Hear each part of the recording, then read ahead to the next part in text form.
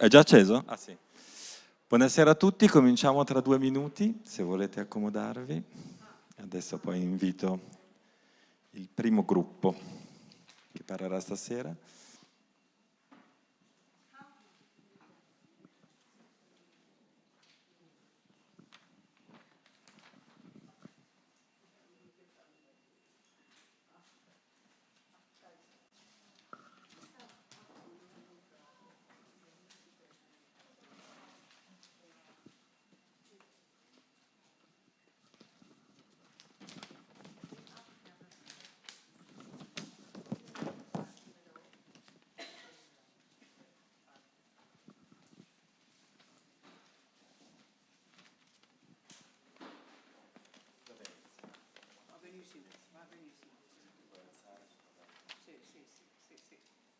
Questo è il tuo grande momento.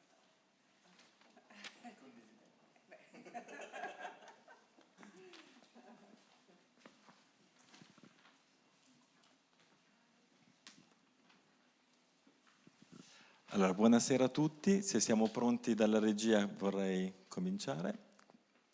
Sono Davide Quadrio, sono il nuovo direttore del MAO, sono molto contento di ospitare questo gruppo, piccolo gruppo ma importante di sostenitori e di persone che lavoreranno e che lavorano e che hanno lavorato con noi. È un momento anche particolare perché ho la mia, come dire, friend in crime, Myna Mukherjee, con cui abbiamo portato la mostra Hub India con Artissima e poi con l'Accademia Albertina, con Paola Gribaudo che è qui con noi e ovviamente con Palazzo Madama e con il MAO stesso e con Artissima. È stato un progetto molto importante dati i tempi, a portare 300 opere di 65 artisti indiani a Torino è stato un bel challenge e ha anche in qualche modo poi creato tutta una serie di situazioni che mi hanno portato a essere qui con voi stasera. Questo micro evento ha diciamo una doppia funzionalità, è quello di appunto fare una serie di riflessioni sul museo, sull'idea del museo asiatico, cosa vuol dire avere un museo che si occupa di Asia in un contesto appunto europeo, torinese, italiano, europeo. Che significato hanno le collezioni, da dove vengono, e ci saranno tutta una serie di situazioni che abbiamo creato offline e online con personalità che tra poco vi illustreremo. Abbiamo deciso di fare tutto ciò in inglese,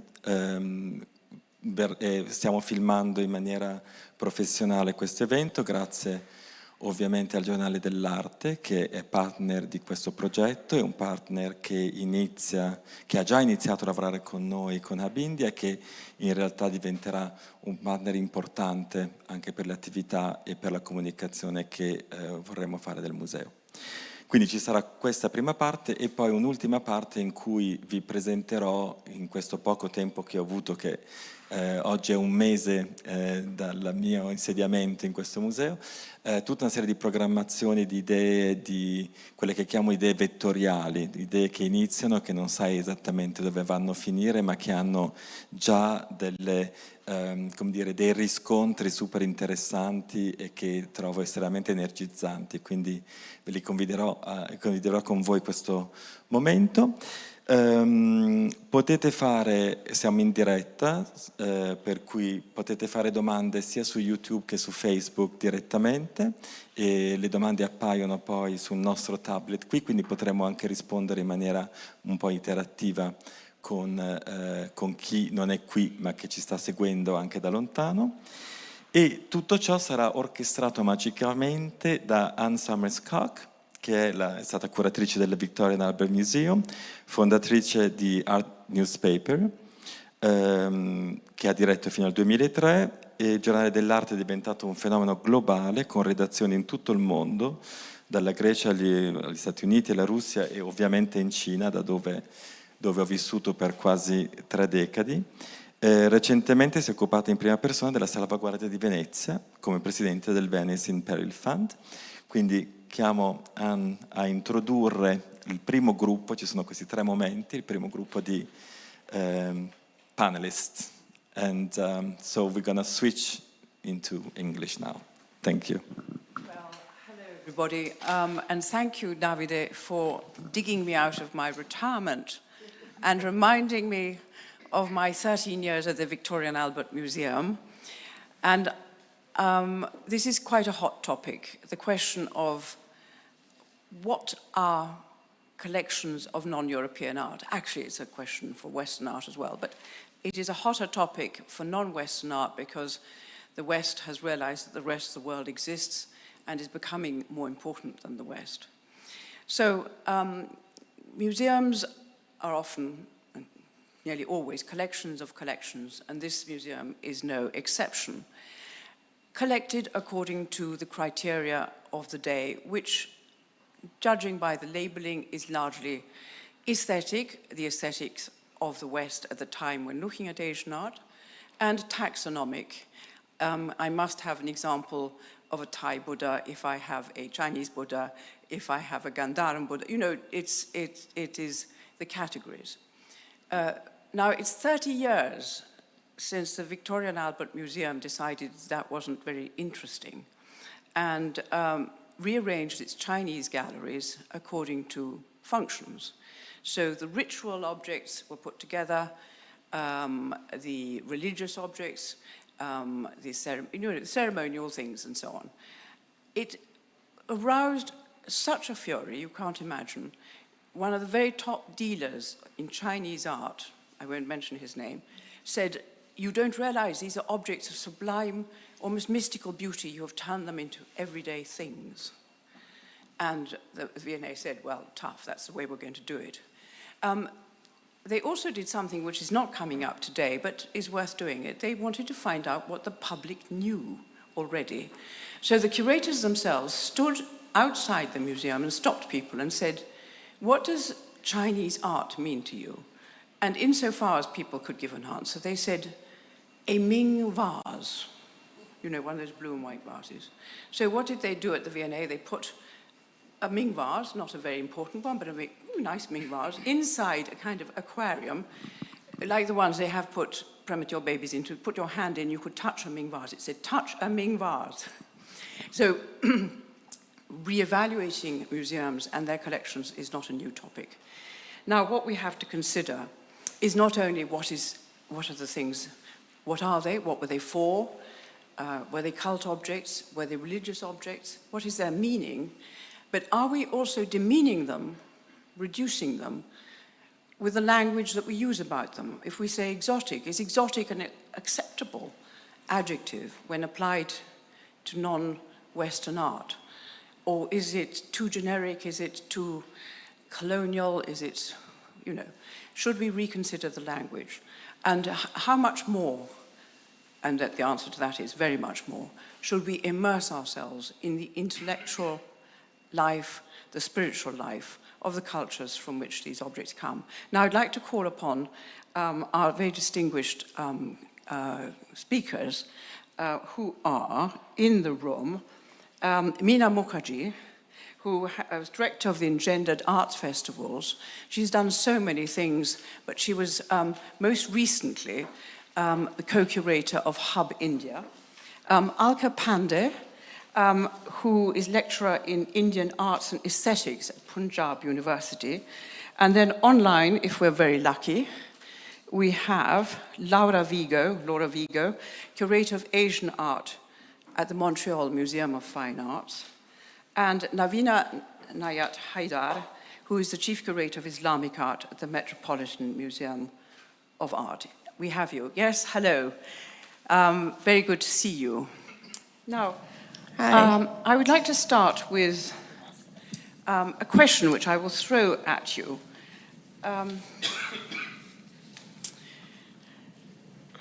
What do we do about religious meaning when most of the West, with the exception perhaps of the Midwest of the United States, is becoming more and more irreligious? It has no sense of the transcendental, and above all, it has no knowledge of Eastern religions.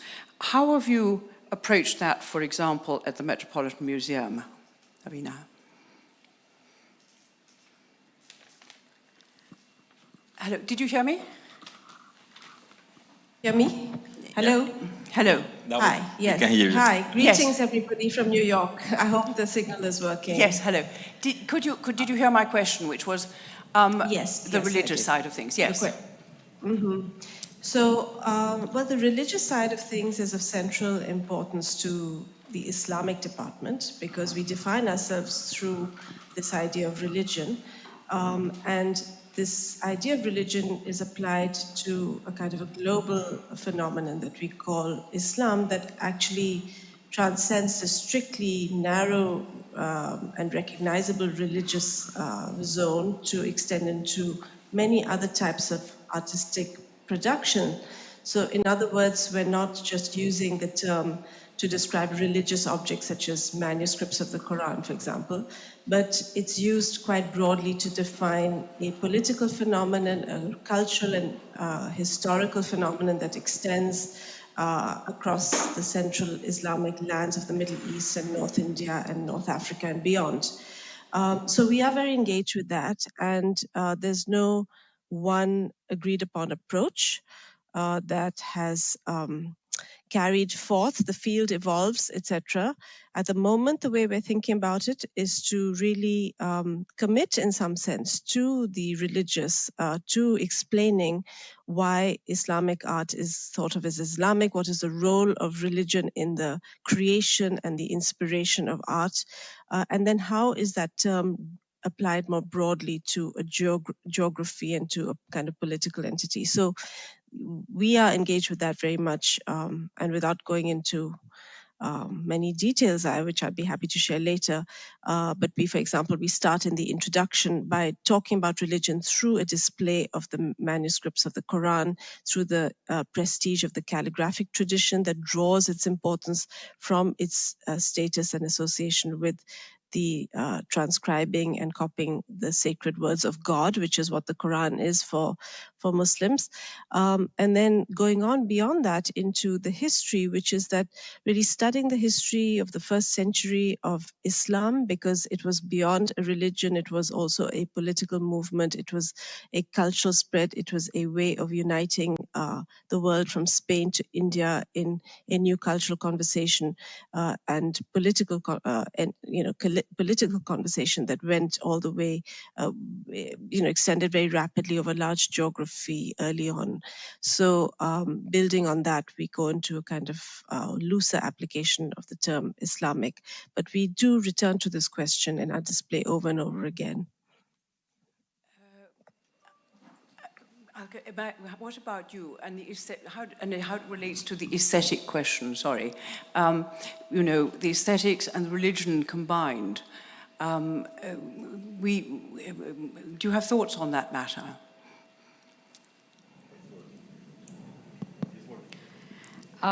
Thank you for the question. I see two very distinct kind of divisions in this. In traditional art, we have the aesthetics is very, very different to what it is in modern and contemporary Indian art. So if you're looking at traditional Indian art, the aesthetics is one of divinity, of beauty, and the museums of traditional Indian art have been our temples and the religious structures. So when you look at traditional aesthetics, it's all about beauty. It's all about symbolism. It's all about mythologies. It's all about stories, where the image of the deity is made in the image of man, a suprahuman being.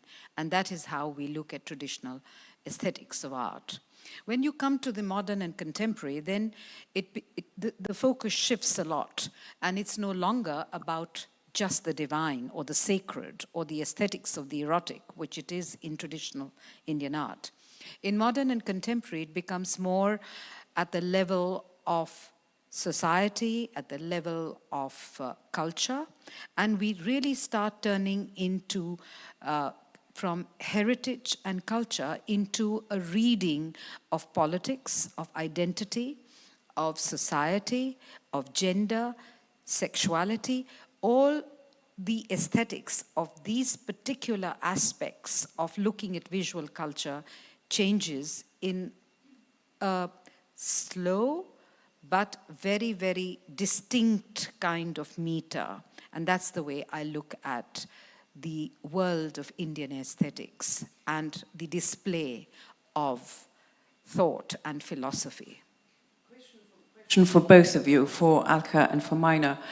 The word beauty is absolutely taboo in the Western museum profession. One is simply not allowed to use that word. Sort of value judgments on the works of art are kept to oneself.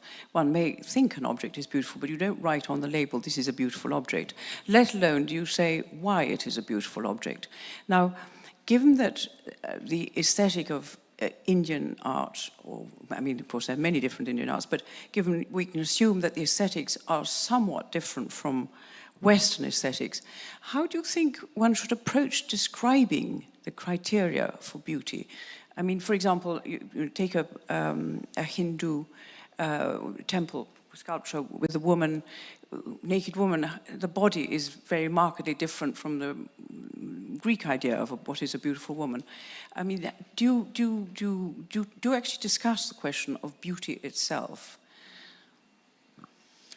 Well, you know, if I may call you Anne, I wouldn't agree with you so much when you say the idea of a Greek beauty and Indian beauty is very different, because if you look at the Nike, the Grecian Nike, and you look at our images of Indian women, they're also full-bodied, they're also, you know, displayed quite often as nudes. And the whole concept of the naked and the nude can also come in there when Kenneth Clark speaks about it. But within, I don't think that there was such a dichotomy of beauty between the East and the West. If you look at even the Renaissance art, it's beautiful. When Umberto Eco writes about beauty, or Elizabeth Brett-John writes the book on beauty, there was a huge kind of engagement with beauty right till the Renaissance, if you see that. And in India, the whole concept of beauty comes from Satyam, Shivam, Sundaram. That what is truth is Shiva, and Shiva is beautiful. And that is the concept, the underlying concept of traditional Indian art, where beauty really is the high priestess of all representations of art. I think, David, you must get Alka to write that particular label for you. I think it's excellent. Myna, what about you? Subject of beauty. So, thank you, Anne, for all these questions. I wanted to go back to the first question, actually, about religion. And I think that I'm a little bit confused when you say that religion does not feature prominently in Western museums. Did you mean contemporary art museums? Because I see a lot of museums of antiquity in Italy, for example, and there are these beautiful works of art and antiquity that are very much related to Christianity.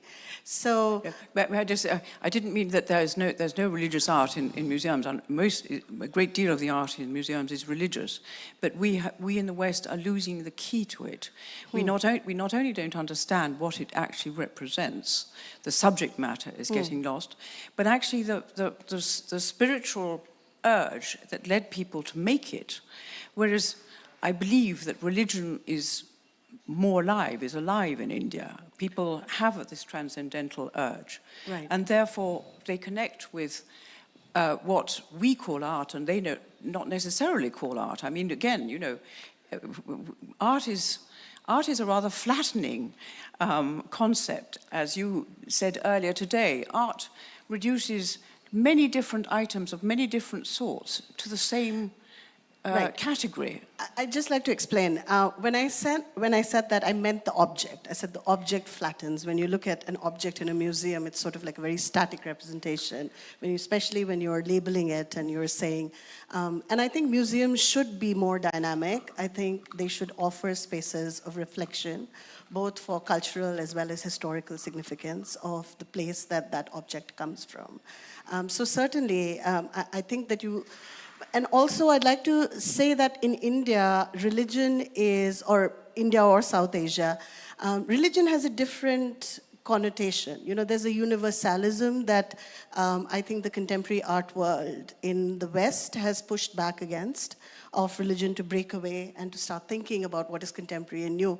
But in South Asia, there is no universalism like that exists. So religion also offers a multitude of plurals. So it's a pluralism that we're talking about. It's a very active way and a very dynamic way of imagining religion as it exists right now. And it is, there is no, so even when the contemporary is in sort of opposition to what is considered traditional, there is no one tradition that, you know, one can imagine newer artworks to speak to. So there is a pluralism that exists, which is ever-changing, ever new, you know, more meaningful, and that is a continuous process and conversation and a tension and a friction that is always there whenever one thinks about religion. So it's a very contemporary idea of religion as well. And it's not just Hinduism or Buddhism, it's also, you know, the way Islam has come to South Asia from the other parts of the world. And even this, I mean, and if you have to understand the region or you understand art from that region, it is important to look at even the moral sort of hierarchy that Hinduism has, that is, so for example, works in Indonesia, for example, are also associated with a lot of Buddhist and Hindu art, whereas truly not really looking at Islamic histories. So even as a region, if you are trying to understand the region and the museum as a space that will lend that space to think about cultural and historical significance, you have to understand how religion has traveled through these countries. It is very much the part of the social and the political. My next question relates to high art and low art. In the West, the hierarchies are very clear. There is art made for the courts, there's art made for the churches, and there's a hierarchy within those, for example, that big paintings that tell stories were considered more important than nice little landscapes and so on. And folk art is way down at the bottom. At the Victoria and Albert Museum, there was almost no folk art, and we used to say that one Bulgarian piece of jewelry looks very like a piece of Scandinavian jewelry. We were very belittling of it. Is there also a hierarchy of art in Indian art? Alka, to you. You are very correct. There's a huge hierarchy of what you call high art, and I would put it in a traditional Indian concept which I take from the world of music, which is the Deshi and the Margi.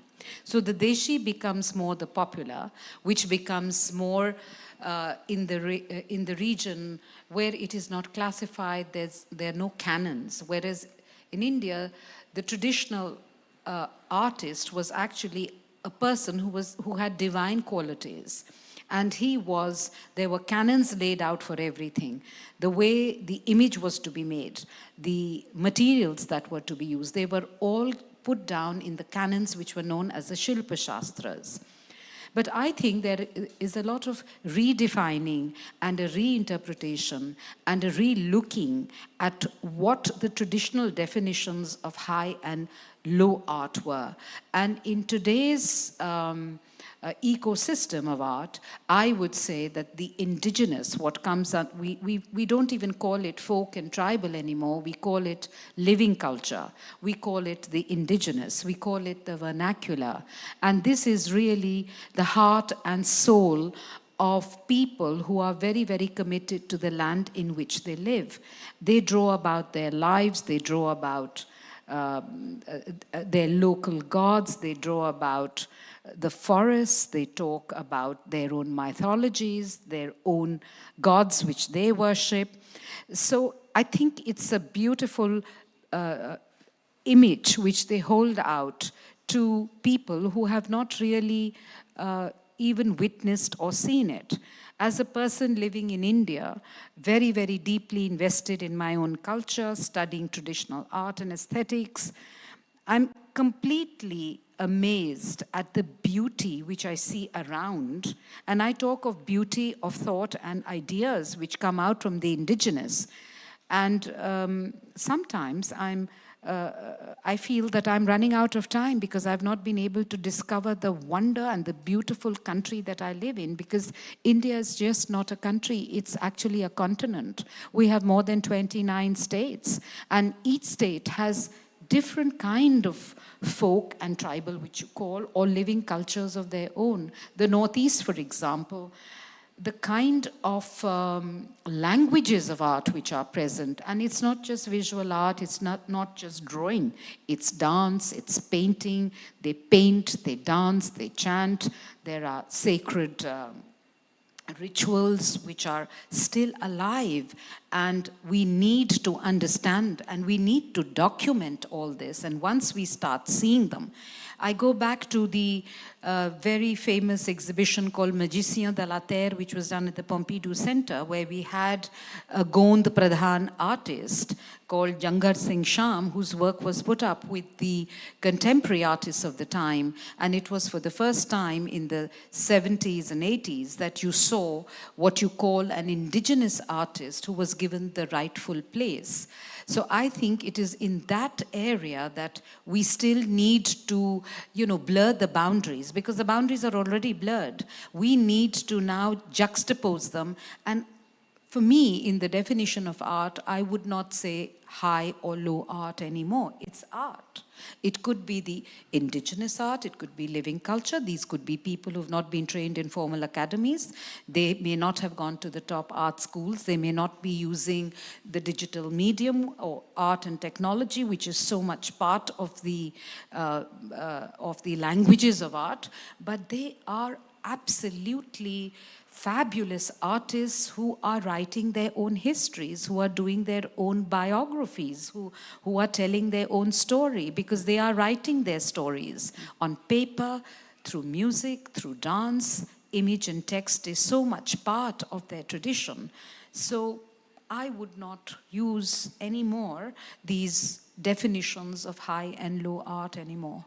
Well, Myna, back in 2010, you launched Engendered Arts Festival, which was a dance festival in New York. Now, dance, again, in the West, performance art, I don't mean performance contemporary art, but ballet, music, etc., are very separate from the visual arts. They don't really overlap at all. They're separate now, but I gather it is not the case in India. And how does Davide take account of that when he's animating this museum? Once again, I'm going to go back to the question you had before that, because it's an exciting question. So we're here, we are here in a museum that calls itself the Museum of Oriental Art, and we're talking about, how to reframe the museum space. And there's so much talk right now about decolonizing the museums, especially and still this residue of the Orient never seems to leave all of Asia and its collections, but it's also true, like we were talking about, and that there is no going back to origin. How do you? Because modernity has happened. We are all here today, we're all speaking English. And so I think the only thing that we can think about is going back perhaps to the organic rather than to the original. And in that sense, what Alka said makes a lot of sense, because what is organic to South Asia is its hybridity of plural forms that exist across. And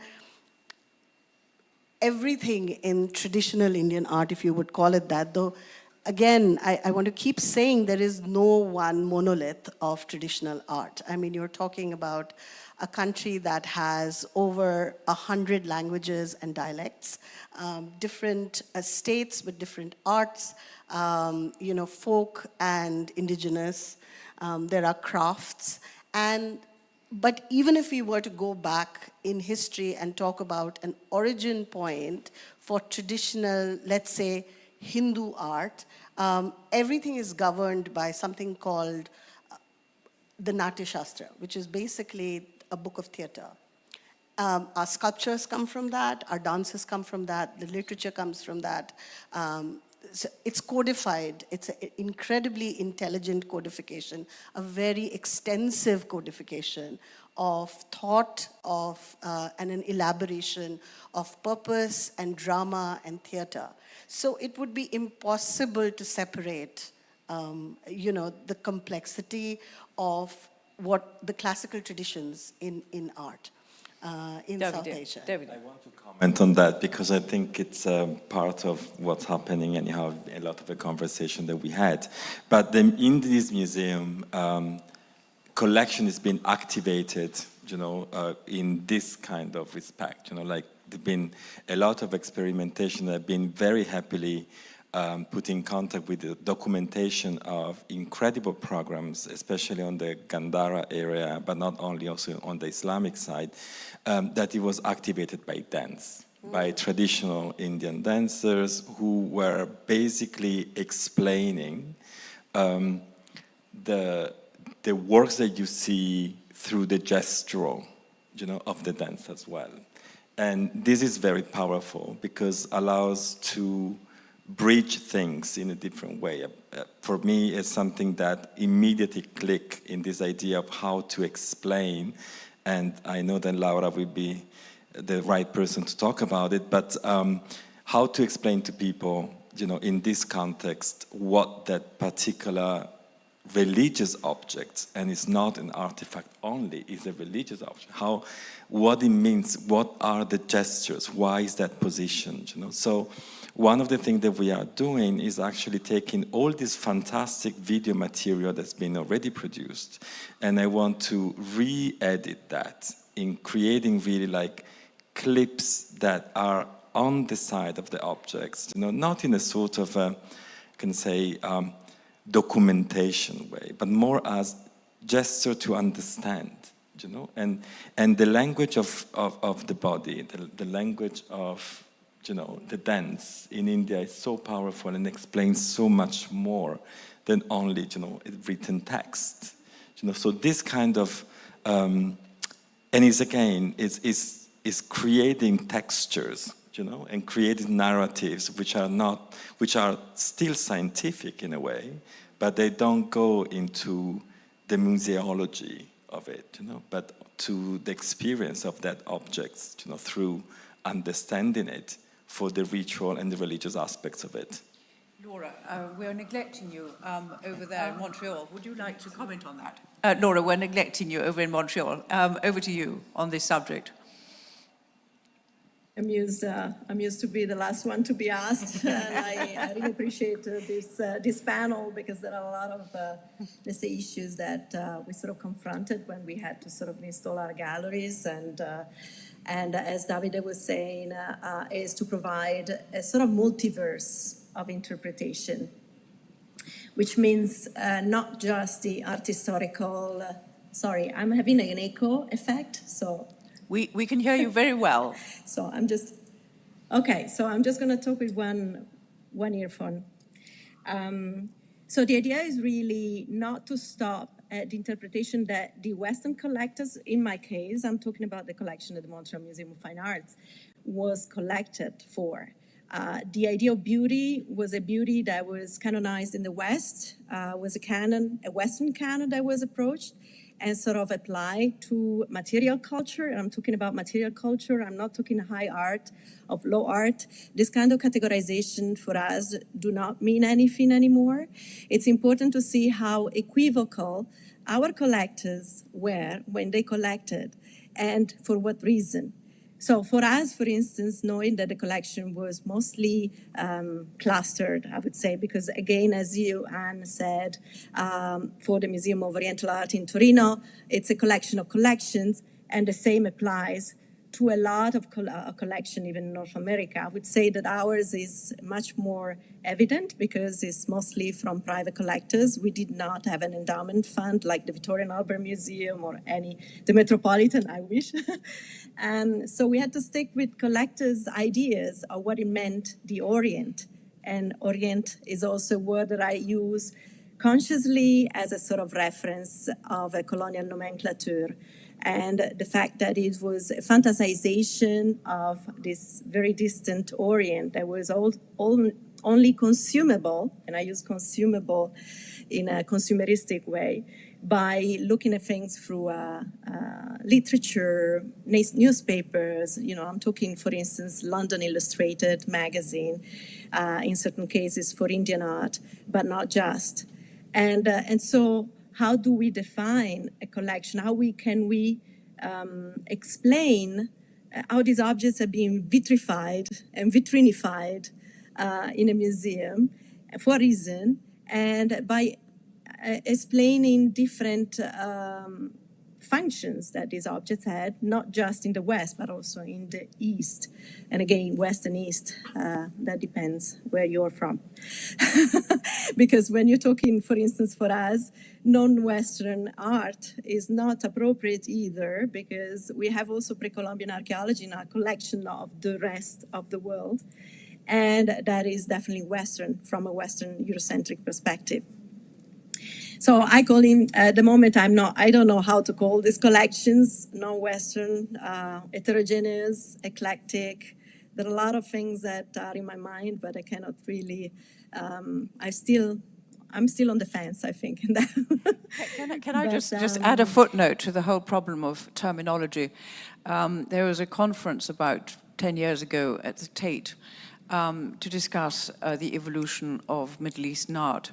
And it nearly collapsed in the process, because shortly before it took place, some Canadians said that it was unacceptable to refer to the Middle East. And there were many people from the Middle East who who then didn't know quite what to call themselves. I mean, because they were quite happy with using the term Middle East. I mean, you're very generous in saying, you know, modernity has happened, it is a term. So they would say, well, art from, well, around us. And they try to circumlocute. One quite often has to put up with terms which are not, if they're not positively offensive, if they were established, one can perhaps allow them to go forward. But on the subject of, for example, high and low, do you have anything that poses that problem to you? It does pose a problem, because who's deciding what low and what high?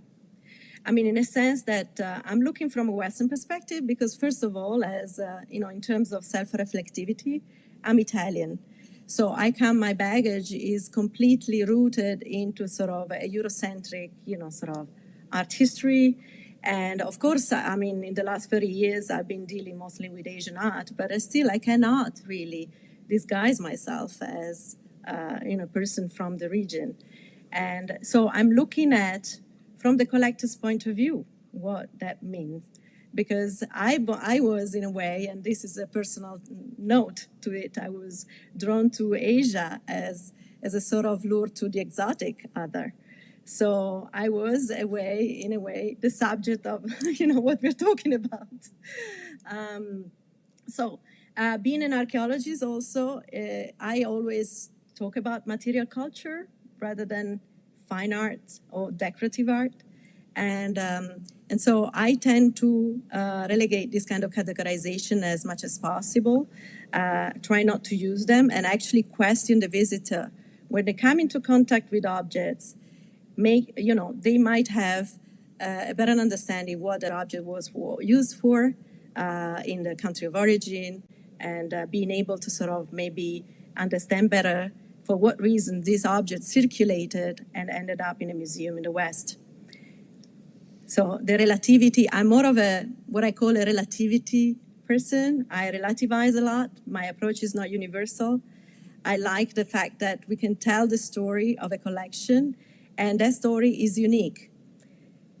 So I'm not there to say that the collection of the Montreal Museum of Fine Arts is the most exhaustive and encyclopedic of all, because that would be, first of all, a lie. It would be theoretically impossible, improbable. And so for me, the sort of anecdotal and the relativity of a collection is what is more important, especially in this period, in this era, I would say, of post-globalization. We really have to go back to, our unicity and telling stories that are unique to our collections. Well, Davide, you're going to have to do a lot of thinking and a lot of writing and rewriting and representing and remixing, and it's going to be a question of getting rid of all the big categories and I think going down to much, much smaller categories, rooting things in their places of origin. But also spreading it, I think is not something I can do alone. So part of this idea of having this conversation is really to start a possible way, to display the museum, to other forces, other ideas, and when I say about others, it means not ethnically others. I mean, really particular people, who we're gonna invite to read what we have here, and to help us out, really to dig the complexity of things. We have divided this into two parts, and the second part of the discussion is going to be associated with Hub India, the great four-part exhibition, which was a real innovation for Turin that ended last month. But we're going to have a video now of Suhanya Raphael, who is the director of M+ in Hong Kong, in which she talks about the collecting that the museum has been doing since it was created.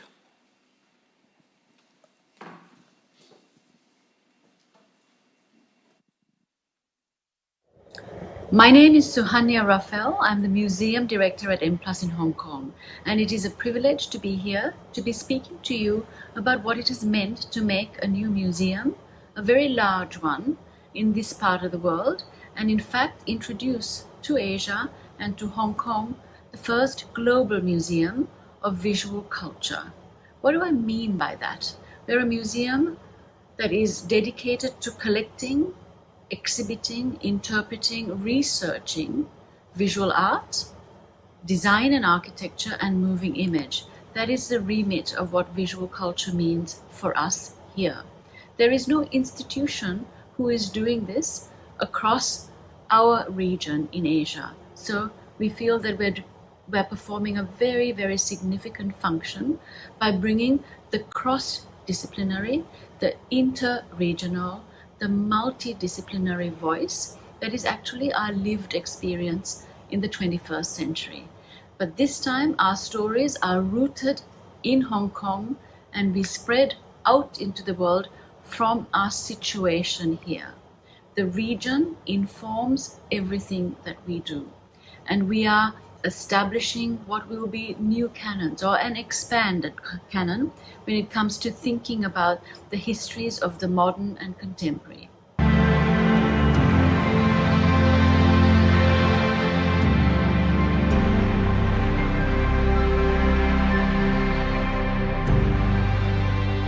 We are now in the main hall, our public gathering space in the central part of the museum, a quintessential Herzog de Meuron space designed for M+, using the muscular structures of concrete and terracotta, internal and outside, you will see it, but also the bamboo used for our furniture right throughout the museum, very sustainable material. It is also a space where we commission artists to make work, including digital artists.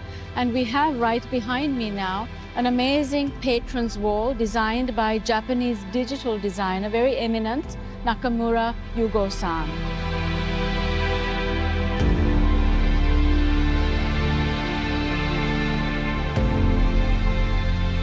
Another important architectural feature of the main hall are the two light wells that sit on either side of the tower, bringing beautiful natural light right into this large open space. But we also use the structural columns for our artwork commissions. And right now you can see the magnificent paintings made by Taiwanese ink artist, senior artist Dong Yan-tse, inspired by the I Ching. So now I want to talk to you about how we collected, what it means to make a collection outside the West, especially a global one, an international collection, and how we organized the inaugural 6 exhibitions that opened the museum. what does it mean to make a collection from nothing to something? That's a very big ask. We put a team together as well as an acquisition policy together that began thinking about our place here first before we expanded it into a broader idea of what the international intersection would be. We began with an incredible donation by Dr. Uli Sig of contemporary Chinese art. The M+SIG collection of contemporary Chinese art, dating from the 1970s to 2012, looks at 4 decades of amazing avant-garde expression. Dr. Uli Sig was in China, was an extraordinary person when it comes to thinking about his interest in developing what is a truly museum quality collection when no one else was doing it over the period of the 80s, 90s, and 2000s.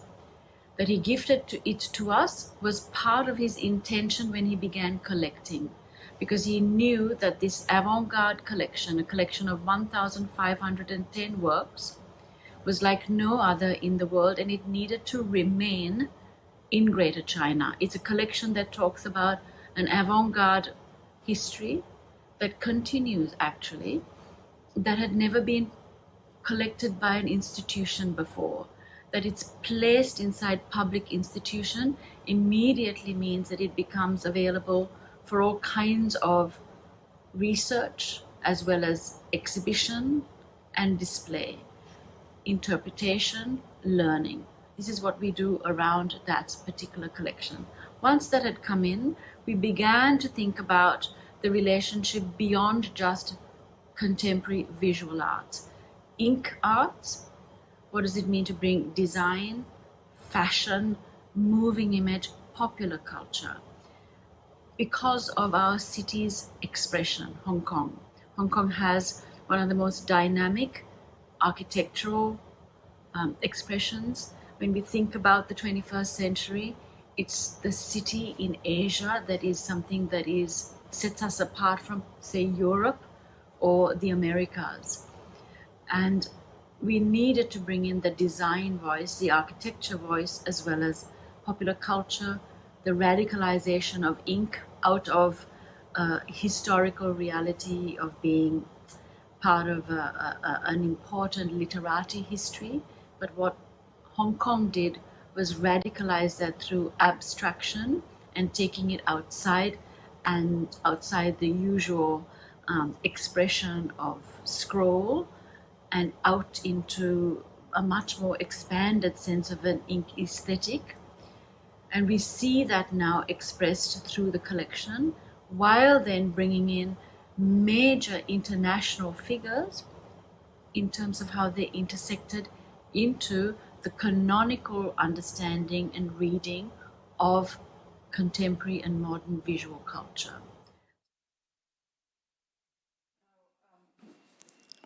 Is this on? Yes. So Hanya is somebody I know quite well. She's Australian, and she curated what Nick Sirota, the former director of the Tate, said was without a doubt the most important artistic event to happen regularly in Australia of all sorts, which was the Asia-Pacific Triennial that happens in Brisbane, and is curated by the curators of the museum instead of by guest curators. So they have accumulated a great deal of knowledge. And what they did was to say, we are not going to decide what is contemporary art in Asia. We are going to go to each separate country and find the curators and get them to define what they consider to be contemporary art. And they have tackled a whole lot of complicated questions, precisely the relationship between what is sometimes called folk art and contemporary art. They've really thought about the language of it.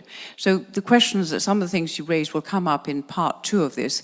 And now we're going to have Laura Vigo's video about the collections in Montreal, please.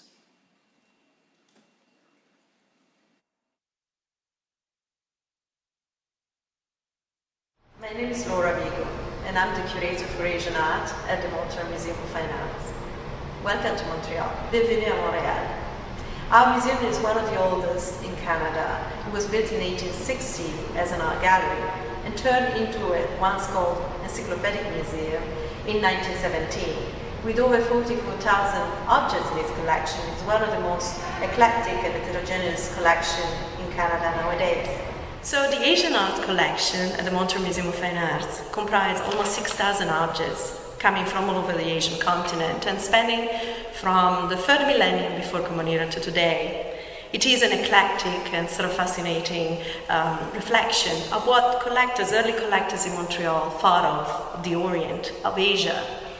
So most of the benefactors were actually connected to the industrialist elite, connected to the railway boom. They were Anglophones and Protestant, and they were all associated and wanted to be associated with the British Empire. So today's world is very complex, and cultural references are sort of questioned, put into questions often, constantly. So what does a museum have to do in this context? It's not so much about having the object in a vitrine, but really sort of question the same reason why they are in the vitrine, and to sort of call into question also their multiple meanings, their biography, their social agency, and sort of how do we do that? So now the museum is sort of exploring new venues of interpretation, of course, and when we had to come up with the new galleries for the non-European sort of heterogeneous collection, the only thing that we could think of that we could use as a common denominator of the collection, from pre-Columbian archaeology to Chinese and Japanese art to sort of Persian Middle Age ceramics, was how they came about the collection themselves. So we're not talking about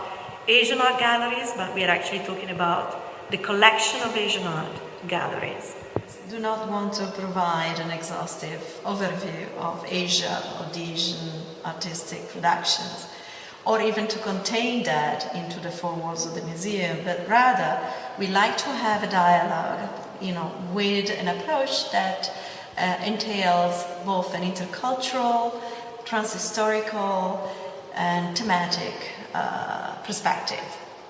So by doing that, we want to also be able to express all the different meanings that a single object have, and their level also of cultural entanglement that most of the ceramics, for instance, here in the collection can tell.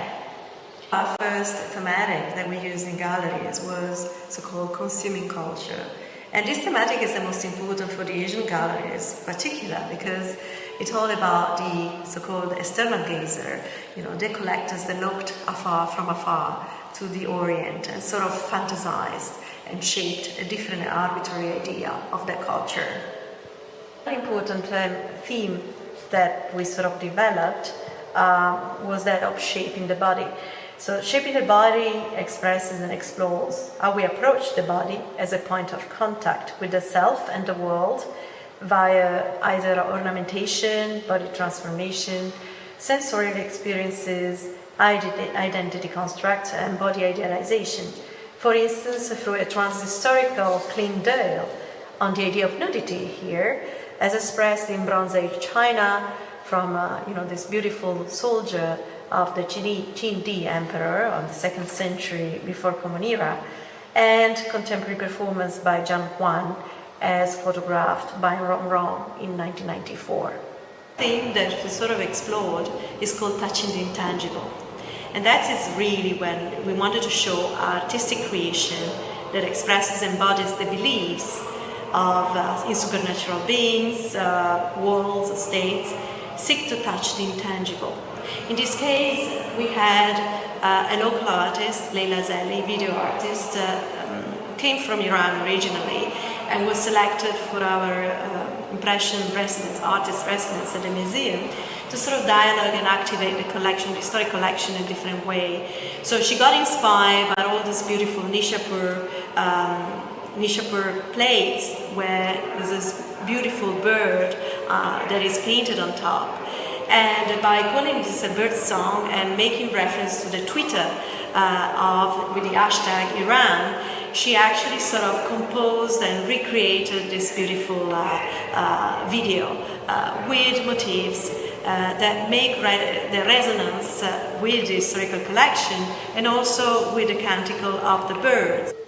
In inhabiting nature, instead, we wanted to present different ways to inhabit the world through the relationship between man and nature and the environment, from the manipulation of natural materials for artistic creation, like in the case of ceramics and porcelains, to the exploitation of natural resources and the transformation of the natural world through human agency, as well as the reciprocity relations, the respect times veneration of nature. In this case, we have a beautiful maquette from the Han period that tells the story of upcycling or recyclage of a latrine into a pigsty. The themes that we sort of approached was the organizing society. So the theme explored the creation of social constructs to make sense of the reality around us and control it, but also to question the plausibility of such categories and their fluctuating nature. So the object representing or reserved to the exclusive use of certain groups, like in the case of this beautiful basin of the Ayyubid period in the 13th century that belonged to the Sultan of Aleppo and Damascus. And these objects really challenge sometimes the established order and sometimes even manifest hybridity, and all contribute actively and passively to this negotiation of power. Thank you very much indeed. And now we move on to the great Turinese event, now Hub India. And we have present most of the people who were involved. Unfortunately, the director of Palazzo Madama can't be with us. Now, I'd like to, we have Paola Gribaudo, who is president of the Accademia Albertina, founded in the 18th century as a school of fine arts. And we have Andrea Anastasio, who was, I think, probably one of the thinkers involved in Hub Asia. Myna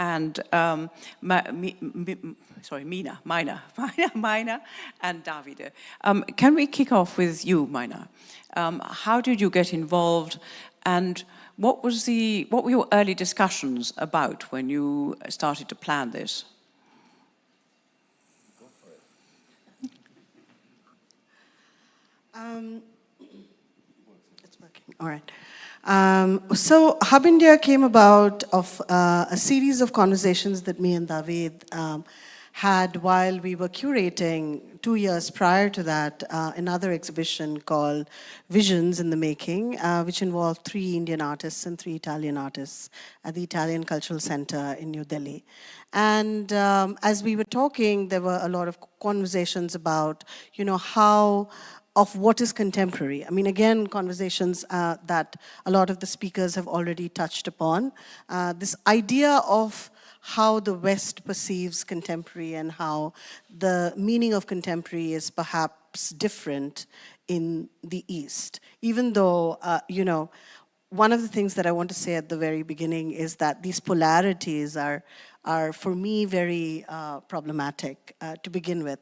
Also, the region of South Asia is, one of the first things is that there are no polarities. That's a very new contemporary idea that artists have imbibed. One of the things that Eastern artists or artists who are working in South Asia predominantly talk about living with multiple realities and embracing those multitudes that are around them, within them, and reflect in their works. One of the other things was that there is a constant refrain of time that contemporary artists refer to in their works. And the way we think of time is different perhaps in South Asia. I'm going to talk only about South Asia because that's really what I know. Maybe we think of time as a linear progression in the West, whereas in the East it's always very cyclical. And some of that again refers to the way we understand traditional art or the division between traditional art and contemporary art. And it's not always the way that it looks or the way that you view contemporary art, because you're always looking at it from a Western paradigm. And contemporary in South Asia has very much to do with what is the socio-political around it, irrespective of the form. And one of the things that we wanted to do when we started thinking about Hub India was to show continuity as well as radical departures, you know? Yeah, and that was really what, well, we started with, you know? There was this kind of uneasiness as well of being me hosted in a country, and also the responsibility of bringing an edited view, you know, of Italian artists, for instance, you know, so of course choices are endless, right? So how you start, how you can actually create something that makes sense, not in a universal sense of view, but in that particular context and a particular situation, and in the particular relationship that Myna and I have been building, you know. And what I think it was extremely generous of the time as well, that it was linear but also very strange time, because we've been working basically throughout the pandemic, right? And we've been filming in India and in Italy throughout the pandemic, like we were in this kind of bubble of time and space that actually was expanding, you know, our horizons. For me, was really traveling through a culture through the eyes of Myna, but also all the people that I've been encountering there. And unfortunately, we couldn't do the other part, that it was for Myna to come to Italy and stay with me and filming with me. That it was really impossible at that time, because you couldn't even get the visa, even though we've been trying very hard. And so that was the beginning of Hub India. You know? So the idea was really to go back to what is interesting for us in terms not of contemporary art, but what is contemporary throughout, you know, different mediums and throughout different various complex points of departures, you know. So we were interested in analyzing what remains of the tradition, how you talk about tradition, what is really contemporary, what is at the end of the day, what are the differences, but we were much more interested in what is similar, you know, and the hybridity of things, you know, what, you know, at the end of the day, if you go and visit the Gandhara, you know, part of the museum, it's all this incredible melange of, you know, classical Greek with, you know, with the history of the South Continent, you know, and it's a different kind of beauty that is beauty, but is also not beautiful, right? So that was what brought all of us, you know, together. And then it was Artissima with Ilaria Bonacossa, that she was the director at the time, that she got the vision to offer a platform. And what it was amazing, it was the reaction of the museums here, but also the Academy with Paola Gribaudo, that actually got into this kind of building, you know, through making. The show was really made in that kind of progressive sort of editorial, you know, way. Paola, una domanda per lei. Dunque, da quello che ho capito, era proprio quello che ha visto ad Artissima che l'ha ispirata ad ospitare una mostra di arte indiana all'Accademia Albertina. Mi sbaglio o è stato così? O era già progettato prima? No, allora, sì. Buonasera a tutti. Dunque, questa mostra nasce grazie appunto a un'idea, chiaramente dei curatori, però personalmente sono stata contattata da Ilaria Bonacossa all'inizio e poi da Davide Quadrio, che all'epoca era il curatore della mostra. Adesso io me lo ritrovo come direttore nel frattempo, poi è diventato direttore del MAO. Ti faccio anche tantissimi auguri in diretta per il buon buon lavoro. Detto questo, io chiaramente ho accolto con grande gioia questa idea di fare una mostra da noi su un tema così interessante, soprattutto perché la parte che era esposta in Accademia Albertina era proprio legata molto all'arte contemporanea e soprattutto c'erano moltissimi artisti giovani. E alcuni di loro sono venuti anche all'inaugurazione ed è stato un bellissimo momento per tutta l'Accademia. Ci sono degli aneddoti anche molto, molto simpatici, perché poi quando uno vede una mostra o un libro fatto non sa il backstage, il lavoro che c'è dietro e poi anche magari i momenti più difficili o più in questo caso preoccupanti per noi, perché noi in fondo siamo una scuola. Le aule della rotonda dell'Accademia sono delle aule di solito didattiche, quindi noi non abbiamo tutte le caratteristiche di un vero museo. Quindi quando Davide a un certo punto mi dice sì, ma insomma ci sono delle opere anche un po' particolari, tipo bisogna montare un'opera che ha quanti chiodi c'erano in quell'opera? 750 chiodi, cioè pensate che da noi qualsiasi cosa che noi facciamo in Accademia abbiamo un responsabile per la sicurezza che il 90% dice sempre che non è possibile farlo. Io quindi non mi sono osata dire che c'era quest'opera così, come dire, molto, molto difficile da creare, e Davide continuava a dire no, ma non preoccuparti, vedrai, è una cosa che si fa, non c'è problema. Poi in effetti è stata fatta, però vi garantisco che non è stato facile per me dare tutti questi permessi, perché io a mia volta appunto devo relazionarmi con appunto chi è responsabile della sicurezza. Comunque la mostra è stata molto visitata, ho solo un regret che in quel periodo lì molti studenti erano in DAD, quindi non hanno potuto vederla, e l'altro regret, ma spero che poi si possa, è non avere un catalogo di tutta questa meraviglia. Eccoci, perché come sapete la mostra è stata fatta da noi a Palazzo Madama e qui al MAO, e quindi sarebbe bello vedere tutto questo insieme di lavori, insomma, cartacei. A questo punto vorrei coinvolgere Robina Carode, che è... Oh, hello, Robina. How good to see you. Hello. Thank you very much for being here. It's quite late in India. I am fascinated by anybody who has to cover the area of contemporary art in India, because there must be literally thousands of artists.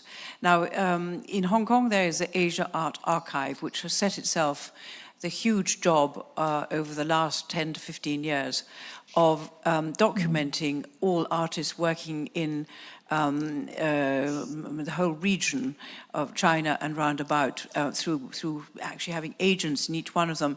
But I see that your career has very much been in showing and promoting contemporary artists, also by showing them in the West at exhibitions. Now, so how a very, very basic question, but I think actually an important one. How do you find out who is working in contemporary art? Thank you, Anne, for that question. And first, I want to say that I'm sad that I'm not there amongst all of you, but the online world has made this possible. So thank you for inviting me. I want to quickly say that it's a very interesting question, because I think most museum professionals and heads and leaders grapple with this. Primarily, I will talk about the context in India, that the Hub India itself tells this, that India is not one single story. There are multiple stories. We are one of the older civilizations, and therefore we have this very long, rich history with many assimilations and many assimilations and things coming together. So the ground are very diverse, continues along. And I think the same would be said about contemporary in India. It is, I don't think, a unipolar view about the term contemporary. I don't think it is linear either. It has multiple dimensions. I mean, India itself lives simultaneously in different times in different times and in different spaces. And so really, when you talk about contemporary art in India, the mission rather, or the vision of this museum, because there is a dearth of contemporary museums in India, the vision was that one needs to look at what is contemporary. One needs to address this very seamless kind of ground in which we really talk about contemporary art. And though the term may have come from wherever it comes, but what does it mean to be contemporary beyond just the idea of the temporal, so to say? So how do we look at contemporary dimensions in artists' work? Because there are so many artists working in so many regions across latitudes, across this vast geography. How do we really talk about all of them in the context of contemporary? And I think it has been a great exercise. The exercise has not been so simple. We have tried ways and means to talk about how do we look at these multiple threads? What are these diverse weaves that come together? Who are the artists who are doing what? And so there, I think some of the things that we see in the collection becoming very predominant are that one could be looking at urban ideas and urban thought processes that you see in contemporary art. Other would be artists drawing from mythology and the rich references from the past. Okay. The third would be the idea of the street or the popular culture, from where they draw upon, what they draw upon from the popular culture. And similarly, who are the artists who really draw from indigenous sources or from the craft traditions? These are some examples to say that some kind of thinking of these threads, coexisting threads, becomes very important when one is laying out the ground for a contemporary art museum in India. First of all, I completely forgot to say, of course, that you're the director of the Kiran Nada Museum of Art in New Delhi, which opened in 2010 as the first private museum of contemporary art. Interlude. But for example, where does Bollywood fit into this, or doesn't it fit? It fits in. There are many artists who draw a lot of inspiration from Bollywood, from the culture around the film industry in India, the cinematic images that come into their work, the television images that come into their work, the stories that are coming from many of these regional cinema pops or from the metropolises. And I think that has been a huge influence on artists like Atul Dodia, Jitesh Kalar. There's a lot of artists with drawing inspiration from cinema in India, because cinema in India is extremely important. Indian people are, I think, even if they don't visit museums, they definitely visit cinema halls, because that is where they really find their entertainment.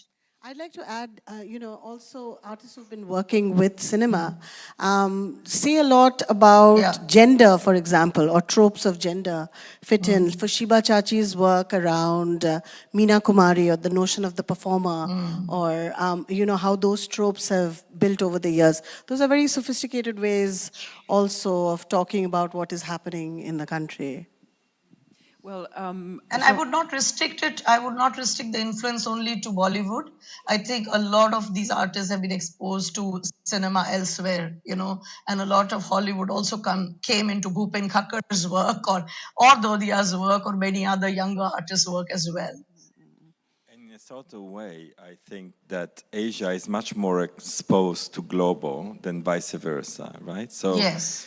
The problem, of course, is that when you talk about India, the first thing that you talk about when you think about film is Bollywood, because it's the only thing that somehow reached, the sort of popular culture also in Europe and the States.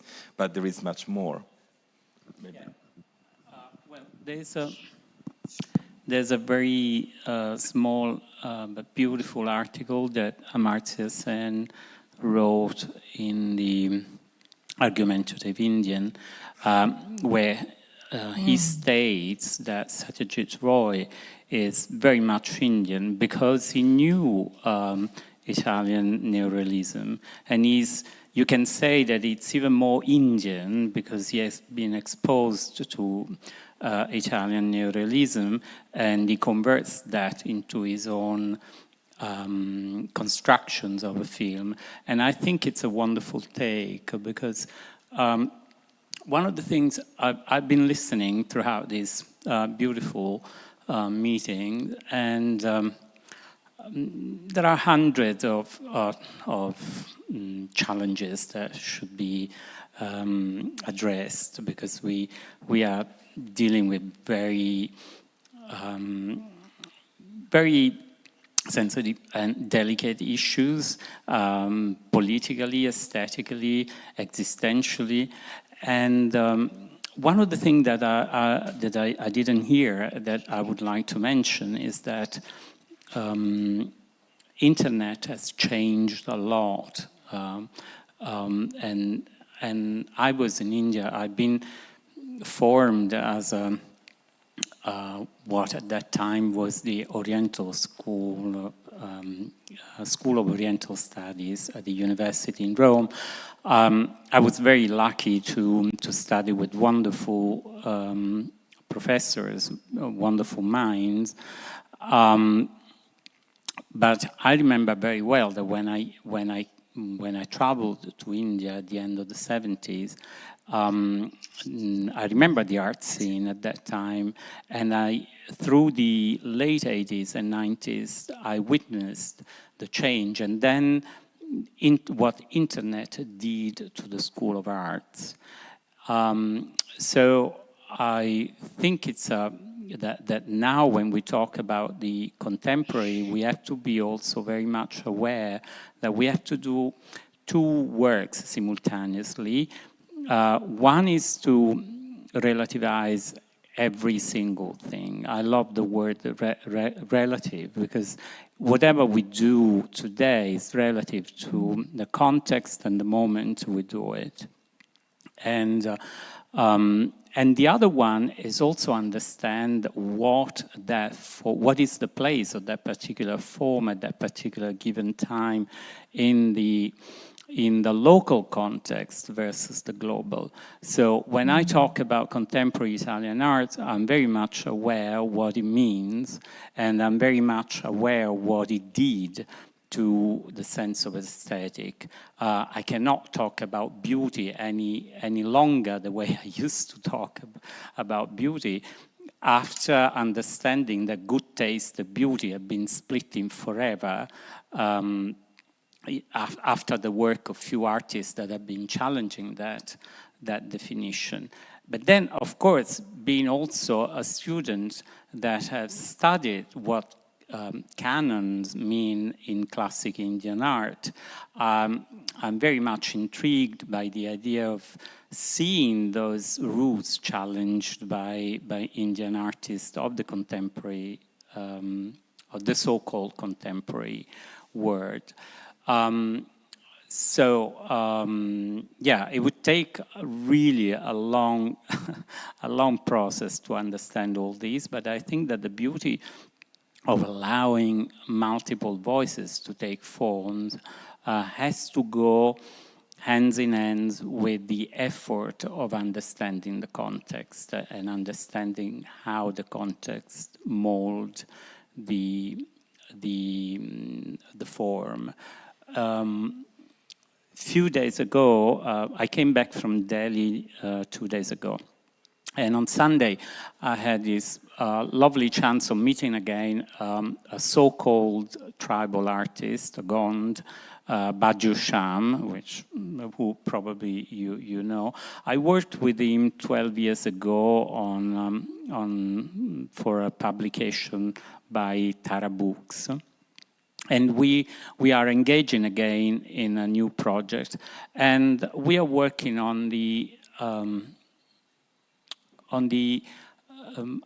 self-awareness that an artist has in his own language and his own context. What it means for a Gond artist, a tradition that has never talked about the individual, but about the collective. What it means to to understand the role he has to play in that context. And I think that's a beautiful challenge, because to me, what defines contemporary artists is the awareness of the contemporary artist, the awareness of the artist, of the context where he or she is generating that composition, whether in traditional form or arts tradition that haven't challenged the division or the definition of the collective and the individual. That question is never posed. Thank you for that very thoughtful answer. Before we get on to David's great plan, which is what is going to conclude, I think, this very interesting meeting, is a question about the sort of guiding principle of contemporary art as defined in the 20th century, which is, in the West, it is essentially based upon the idea that you transgress, you rebel, you break, you invent something again. Now, there are societies in which, first of all, rebellion is not allowed, but I can imagine that this does not apply outside the West, or does it get taken on? I'd like to put this question to Rubina first. Rubina, can I take this question? Okay. Okay, bagged by Myna. And then I'd love to hear what Rubina has to say about it. But even through Hub India and the artists who were there, I think that there is, I keep saying this, in the West there is maybe like a universal notion of what to rebel against.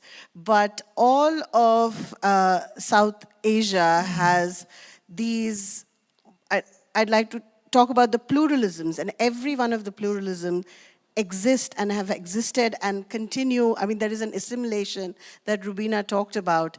Of course, artists are in rebellion in thought, or artists innovate all the time, artists talk and take departures from traditional forms, but they don't cease to exist. I think that is the difference in many ways, is that the residue stays, but there are so many of them that each of it is in opposition to the other. And they all stay, parallelly and create a sort of newer vocabulary of the contemporary, if you must. If you want to comment, Rubina, I also have a comment later on. But. Yeah, I think it's a very valid point. It's a very valid question also. And I think Myna has partly touched upon that all act of subversion are not necessarily confrontational. I think the language is not always confrontational. There could be forms of resistance, there could be forms of subversion, and there are sometimes, and there is a lot of play on disguise. This is something I found very interesting in contemporary Indian art. Artists go back to many of those traditions. What the gentleman just spoke about, about addressing or breaking those aesthetic canons. I think it's not just about rupturing those canons or questioning or being in conflict. They draw things, but they use it. The way that they really address and bring it in their work can have very different kinds of forms, and that kind of a discernment and a play that happens is very interesting to me in contemporary art.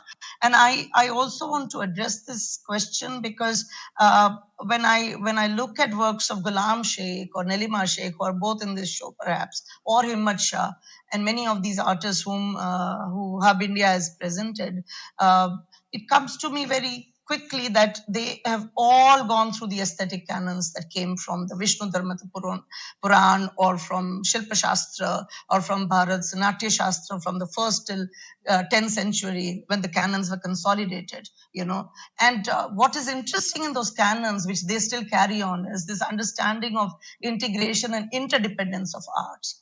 you know, that dance will teach you about painting, and painting will inform you about sculpture, and sculpture will inform you about architecture, and architecture will inform you about music, and music will inform you about poetry, and poetry will inform you about drama, and that goes on. And it's very interesting how this rich overlaying and very complex field, you know, is there for these artists to really work with. And I think the contemporary in India is not really always avant-garde. You know, it is many more things, you know, and these come in very subtle ways, you know, and that open-endedness that you see in India, where artists are still embedded, you know, and working with a sense of both doubt and criticality, as well as you know, understanding of this whole complex thing becomes really very. And I think Hub India, you have done that. You have not just gone on with names that are usual suspect.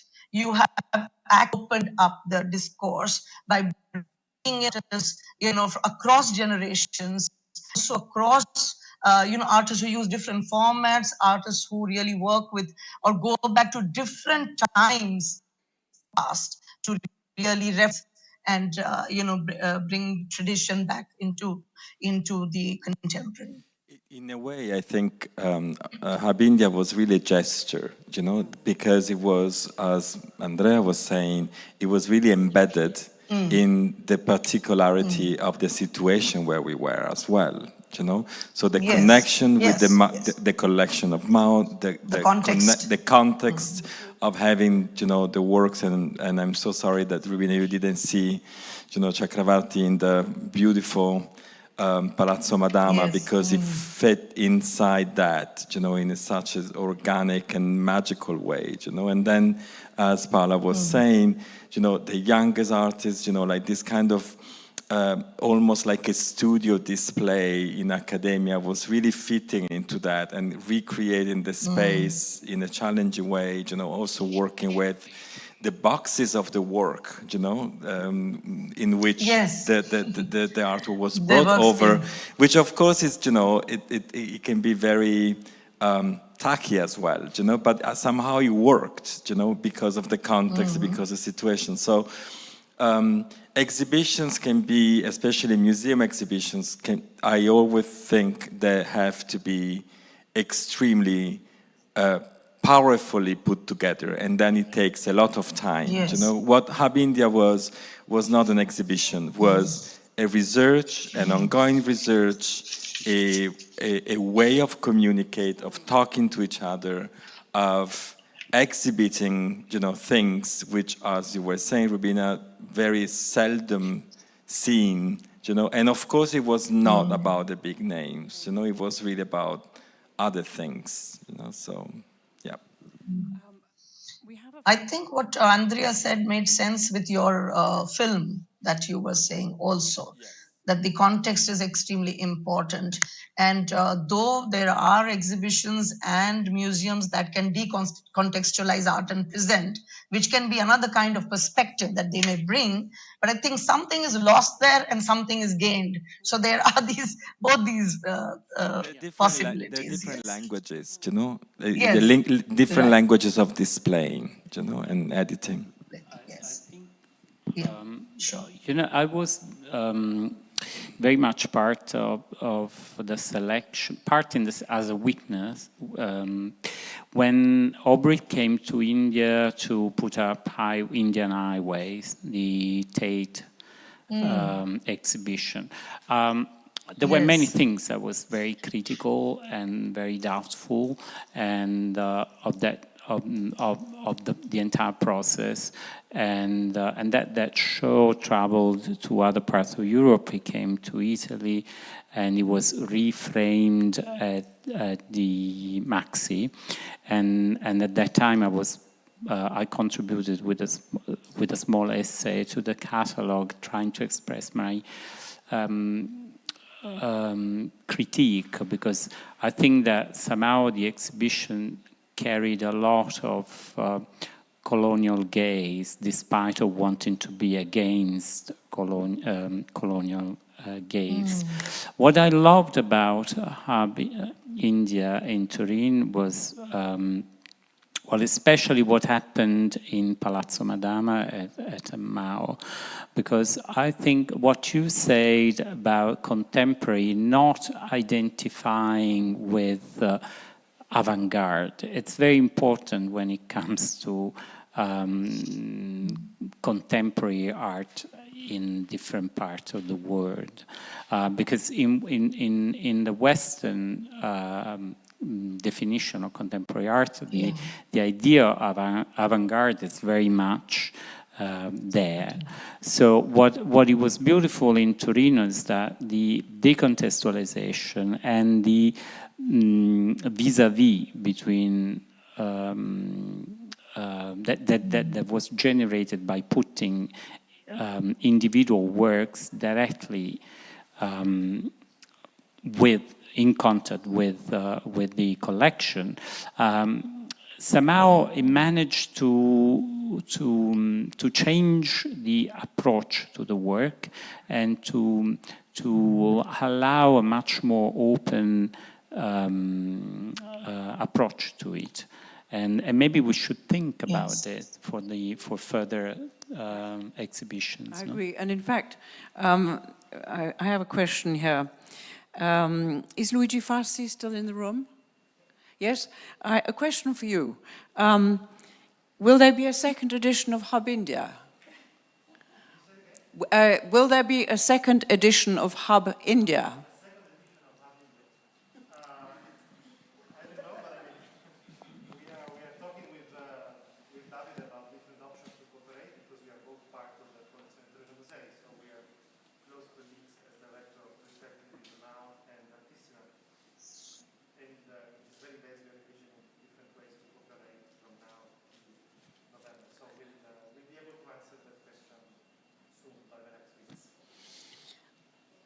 And there's another question here, which is, yes, the uncertain future. Well, we all face the uncertain future. The question is, do you, Davide, think that MAO can answer this question of what future lies ahead for us? A big question. Surely not. But I think MAO, in the vision that I'm gonna just, in sketches, just show to you in a second, and maybe we can actually go into that. So I can talk about that, because I think somehow summarizing a lot of these points and these reflections, and it's been beautiful to have all your contributions and your generosity in this. For me, it's very important because it's all about intuitions when you get into a place such as MAO, and to try to understand what to do, what is going to be your contribution to that. It's a cultural place. It's a cultural place that talks about the very different Asias, and of course the context again is extremely important. And there is no projects without being grounded, where you are. Again, I always feel, and in my practice, throughout the 3 decades of working, it's always important where you are, and then you grow from that, and because internationalization is not about only, to make it sound as international just because you work on that level, but you're international in the moment that you make the place where you are acting together with a communality around you international. It's easy to do things, that everybody thinks are cool, and then they become very easily, especially in the contemporary world, in art world, it's very easy to do so if you want to, But it's much, I always think that the project needs to be rooted first, and needs to have a directions, and through that, then, from the local, you can go out. So, for sure, one of the things that I would like the MAO to be is also a message of hope. And I know that can be a bit tacky to say, but I think in the given times, it's so important to give this message. And already the fact that we are here together throughout the time and space of, you know, the internet, but you've been so generous of being, spending your time, giving the energy, you know, discussing all this, is exactly where the point of departure for me is. You know, it's really about this kind of languages, you know, that we need to find commonalities with, and we need also to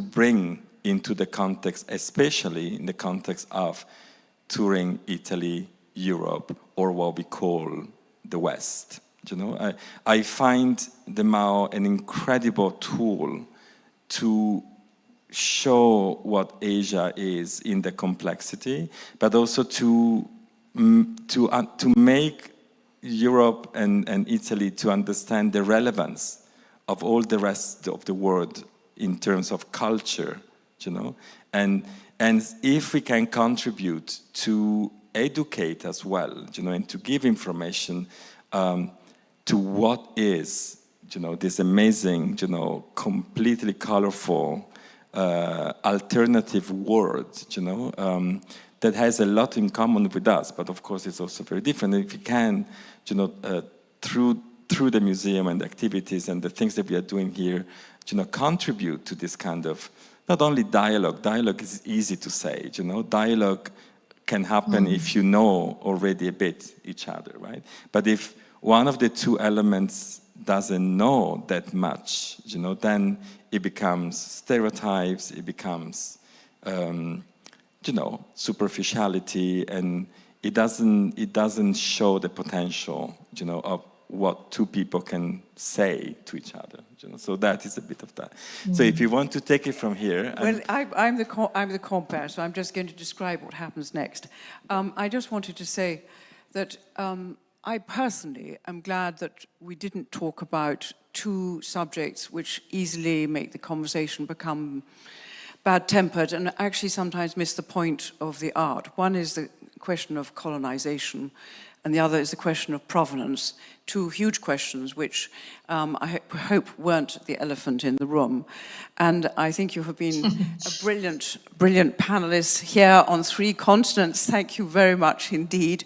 And we're going to see a video of Mami Kataoka, director of the Morai Art Museum in Tokyo, talking about their collecting, and then it'll be over to Davide to describe the future. Thank you.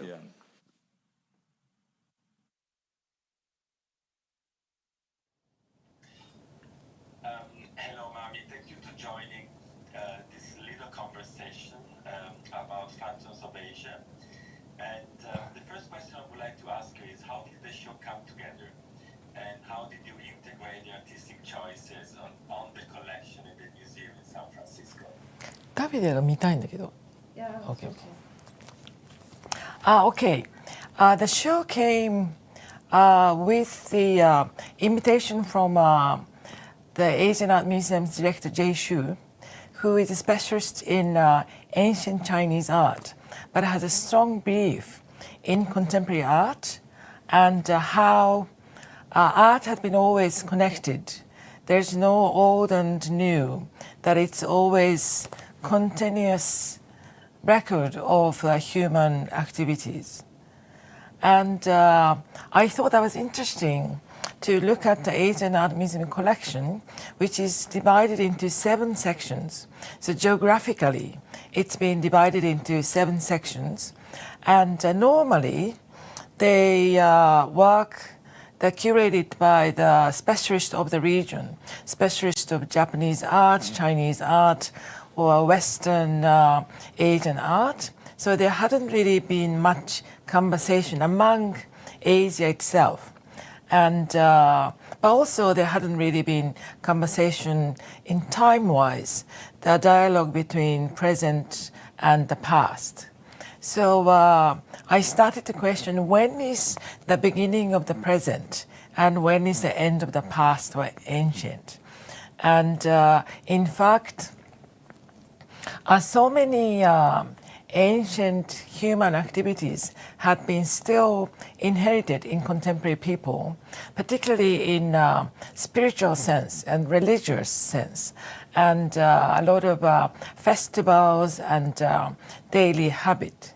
So how do we look at something still we are doing in the 21st century, which had been already there? And then also a lot of artifacts from the collection is actual sort of object to be worshipped related to the different religious activities. So by taking those, for instance, like a Buddhist sculpture to the museum, it becomes an art object, but actually it has been worshipped by the people. And among these major the temples and shrines and different buildings. So it's part of the larger installation in a way. And we are looking at just a tiny piece of it from the larger installation. So yeah, my aim is simply how we could rethink about those objects from the past to be still alive in the present day. And so I decided to have a temporary exhibition with 4 sections, but also some of the works, contemporary works, are installed in the collection section as well. So the visitor had seen both temporary exhibition of the contemporary art, but together juxtaposed with their collection work. But also by going through their collection floor, they will also encounter the contemporary works.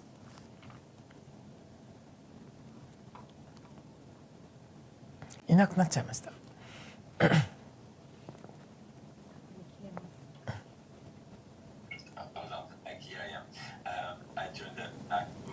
Okay. Thank you very much. Yeah, this is very interesting because it's something that is also in our conversations. The past marriage, is something that comes always about, how actually do you think Phantoms of Asia contributed to a general understanding of Asian cultural complexity, right? Because it's always about that, how an exhibition actually can create also, alternative narratives, we call, right? And so how do you think, in a way, that show that is actually this year is 10 years ago, right? So yes. It's a decade now, so it was a very different time in a very different world as well. So how do you think, what is a contribution that what is left over of that experience?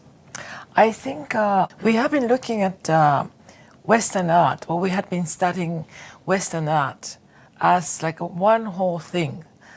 But as more we understand, then there's so many different histories and countries, nation state, religions within what we call Europe.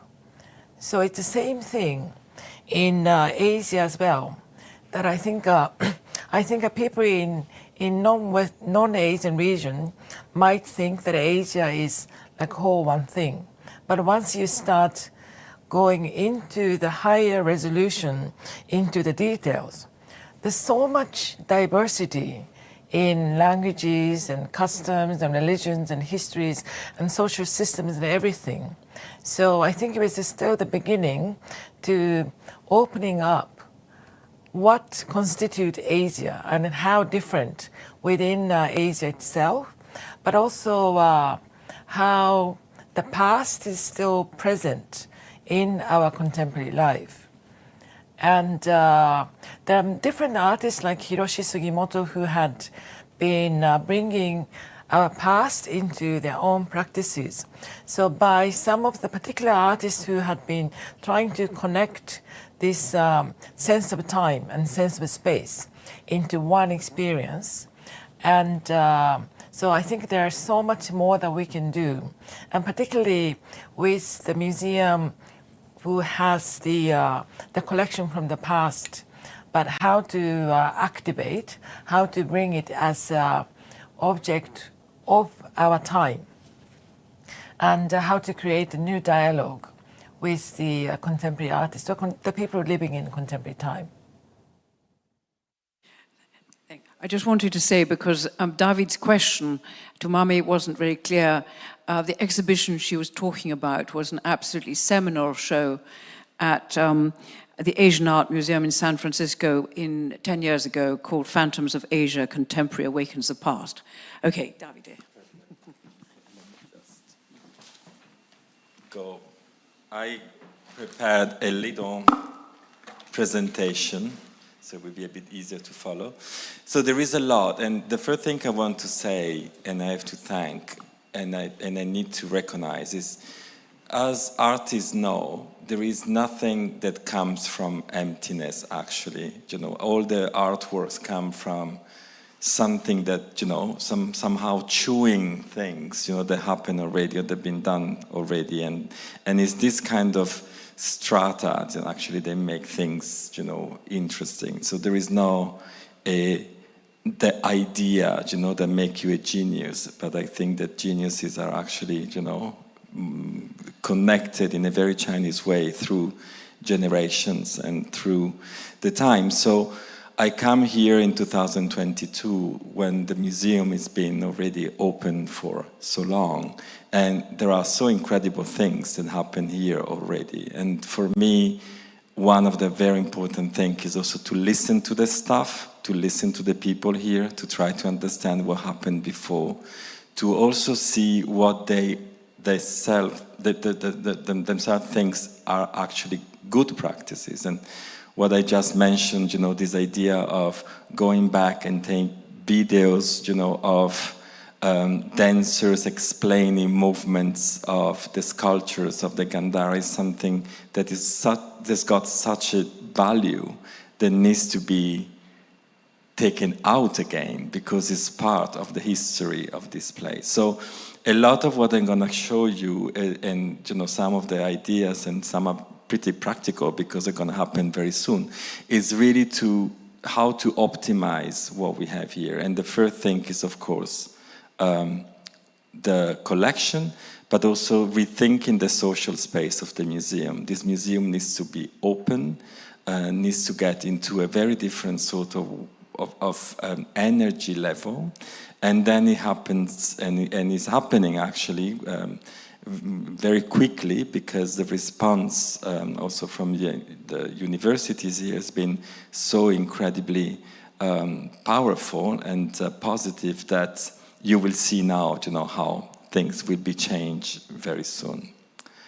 In my presentation in December, you know, at one point I was saying that my focus was not exhibitions, and actually the focus is not exhibitions, but of course in the museum you call them exhibitions. But for me, some of the things that we are doing this year is actually again making people thinking differently and getting what we were saying, you know, how you relate to an artwork, how to relate to an artwork in this place.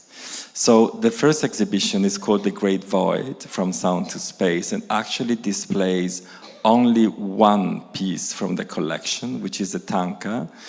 Tanka is a traditional Tibetan painting from the 15th century, is absolutely a masterpiece that we have in the collection, and will be the center point of the show that is going to be actually an emanation of this painting. The painting is a Maitreya, is a Buddha of the future.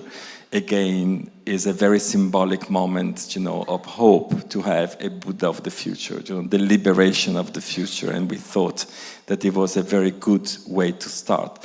The other thing that I've been doing is I've been commissioning a sound work to a very talented young composer, Vittorio Montalti, who won already important prizes, the Silver Lion in Venice Biennale, and a great prize also at the Fenice in Venice. And he, again, is a very particular way of approaching this artwork, but is basically, again, a connection between, you know, the composer learning through the staff, through our conservator, working with these objects, you know, and understanding a complete new world and reinterpreting that as a soundscape that will welcome, the public. And then on the back of that, of all this center point and this, preparation sound that actually gives you, time to get your mind into the tanka painting. On the back of that, we will have multitude of pictures of tulkus. Tulkus are what we call living Buddha, incarnated Buddhas, which of course somehow are, these images are photographs from the beginning of photography, so from the late 19th century to now. And there are multiple of, tulkus. So you have the emptiness, the image, the symbolic image, and then you have, like the medium of photography as a way to display the Buddha. The second big show, and I start from this because it's the easy part, then it's a bit more complicated, but this I'm going to say only a few things, but it's important because the second exhibition will be in October. Again, I go back to the collection, and we wanted to work with the collection. So I use the collections to talk about the image of Buddha through the Chinese visual representations of Buddhas from the 4th century up to the 17th century. And we are working with restorers, like conservators, to open up, the image of Buddha in ways that actually people can experience. And also created topics like what it means to preserve an artifact. Is that a scientific way to do that or not? And what is brought into the gesture of restoring a piece, from a moment in time. That it was like 20 years ago or now. So there are all these kind of things that we are playing with, again, in the collection, but the exhibition also allows me to put funds, in order to preserve, 10 sculptures are monumental sculptures that otherwise would be really in danger. And of course, here again, immediately we start talking also about collaborations. Luigi Fassi was saying that within the institutions of Fondazione, we've start working together also in content making, but also I'm working already with the Museo delle Civiltà in Rome, so that we can actually have much more exchange, and we are already about to open a sort of institutional collaborations that will bring a lot of things together.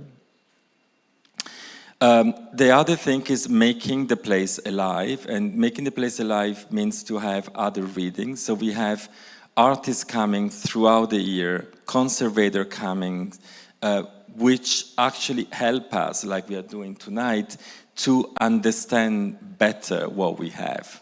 So to open also relationship, to create bridges that actually can bring new energy into the museum. So we're gonna have Marzia Migliora, an artist from Turin, local, but she's working on different projects that have connections with Asia.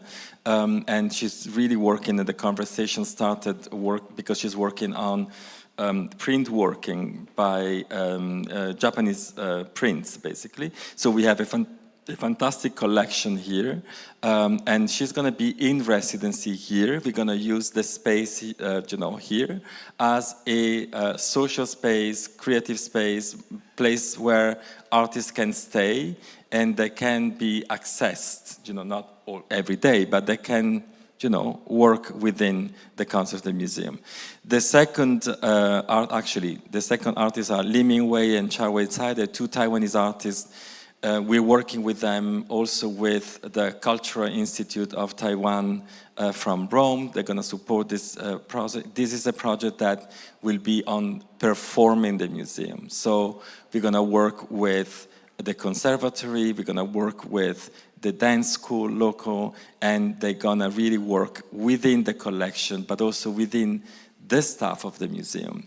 We always talk about audience, but we forgot about the fact that actually museums are made by people as well.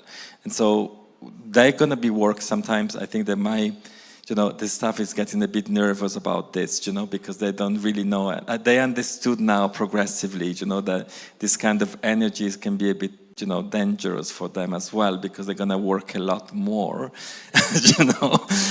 They work already a lot, but, with my contribution, it's going to be a bit madness. So let's see. And then we have, and some of them are like middle range project, like Marzia Migliora will be here 3 to 6 months. Liming Wei and Xia Wei will come and go probably in a span of 8 months. But Gala Paras Kim, she's a fantastic artist working with religious objects, especially human remains, in collections around the globe, coming from different cultures. And she interprets that and gives reading of that. So she's going to be working with the funerary objects of the Chinese collection, rethinking, positioning the objects like they were in the tomb, understanding the rituality of these objects, and giving that, as an experience to the public. This is an extremely long process. Probably it's going to take 2 years before it's going to be, visible to public. But again, content needs time. We are keeping on doing things. And I talk about myself and about Myna as well, always in this kind of rush. But it's so important to give ourselves time, to make things. And Gala will be here, in and out again. So all this is gonna create, a lot of energy. We're gonna invite also things that are more on the art of cooking. Again, as Laura Vigo was saying, for me, the word material culture is something that it really describes a lot of what we want to do. And so, again, curators in residency. We partner up now with Dain Foundation in Hong Kong. We're gonna have a greater number, of curators coming to here, and Laura Vigo will be hosted here, working on the collections, but also accessing and trying to understand what we can do better within the museum in terms of educational programming, but also how to develop together with our fantastic team, with Eva and Mia, that are doing incredible work. How to optimize content, how to open to other ways. It's also a way to learn new things. So this is a bit of the things that we're gonna do. With the artists, of course, they're gonna produce work that are gonna be inside the museum. They're gonna become also part of the collection. So there is also this idea of nurturing the collection, through the eyes of people working within this material. So this is what we say, the ground space is going to be open up, it's going to be a social space. We have places, we're going to move the educational small room on the back. We're going to give a very big stage. People will see what what educational projects are. It's going to become part of the texture of what you see. It's not only the exhibitions, but it's also about what it means to have people, in connections with the collections. So the tea space, as we call, is going to be here, and is done together with the Chinese artist and an ex-student of mine, Wu Rei, fantastic photographer. So we're going to have a tea room, a social place, but also a place where we're going to have a library. I'm going to take out, the books that we have upstairs and, giving to students, mostly, to study. And then, so we are keeping on. This is something that I brought from my predecessor, Marco Guglielminotti, that has got a fantastic vision together with the team here to work with the architecture department in Politecnico and work on how to expand the accessibility of the collection with new technologies. So we are working also on that, on a project like that actually create also different meanings and different approaches and different tools, to see what a museum and a collection is. And I'm also teaching at the UF in university, so my students will gonna come here also to do, to help, first of all, and to learn, and to, really work within the collection. And we are, in discussion with Ca' Foscari as well to do things in a different capacity. One of the things that I would like to do, and that, that is why I'm talking, with these artists, is actually to read the Chinese collection that is now at the moment extremely compressed in a small space for what it is. So how to rethink the display, and what I was saying, Gala Parros Kim is really thinking of, how to remake a Han Dynasty tomb, and how to do that in this context, and which kind of rituality there around, it would be extremely exciting. There is something missing here that I don't find. Anyway, but what actually excites me the most is the fact that we are in discussion with Studium to really work together and to create something that the student doesn't have, which is a material culture learning moment.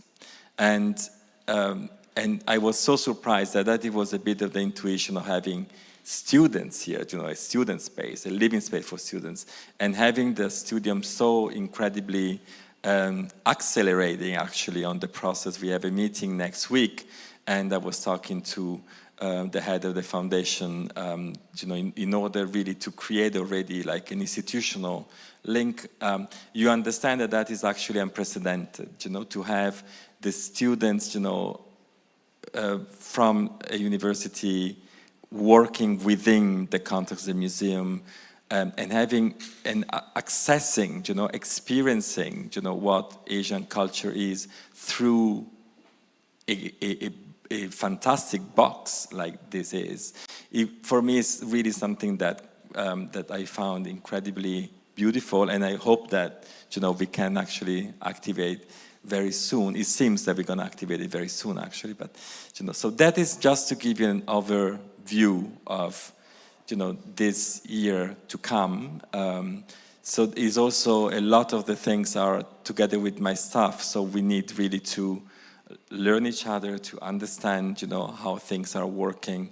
But that is the way, to make, I think, the museum talking to the locality, but also bring it up, interpretation that I think would be very helpful, answering to the question.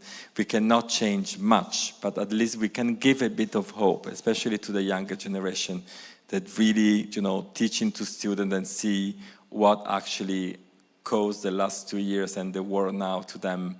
I think is responsibility of our generation to give a bit, of love. Thank you.